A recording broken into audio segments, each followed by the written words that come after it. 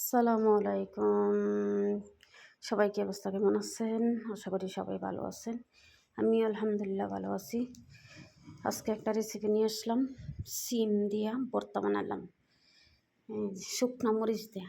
আমার শুকনা মরিচ দিয়ে অনেক মজা লাগে, লাল লাল হয়, অনেক টেস্ট হয়।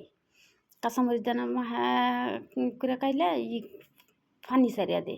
শুকনা মরিচ দিয়ে মানে মাহাইলে একটু আড়া আড়া তাহে এনে একটু একটু শক্ত শক্ত লাগে। কি বলেন জানি না, আমি একটু আমার বাসায় বলতেছি।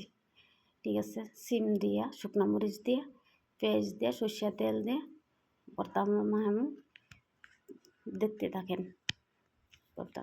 যদি ভিডিওটা ভালো লাগে তাহলে একটা লাইক, কমেন্ট, সাবস্ক্রাইব করে দিবেন, পাশেই থাকবেন। ভিডিওটা যদি বাসা কে কেমনে বলেন জানি না, আমি সিমের ভর্তা বলছি। সর্ষের তেল দিয়ে দিলাম, সর্ষের তেল দিয়ে এখন মরিচটা অনেক সুন্দর করে মাহায়া লইছি, কিন্তু হাতটা আমার জ্বলতেছে এখনই। শুকনো মরিচের জাল নাই, এরপরেও জ্বলতেছে।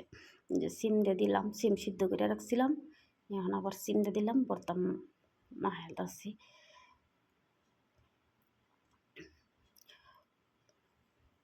তো কেমন হলো ভর্তাটা সবাই কমেন্ট করে জানাবেন।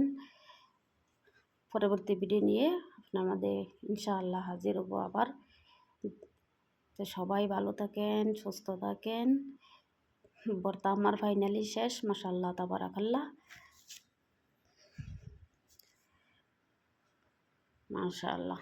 তো সবাই ভালো থাকেন, সুস্থ থাকেন। আমার ভর্তা শেষ, পরিবারের দিকে খেয়াল নিয়েন। আসসালামু আলাইকুম, আল্লাহ হাফিজ।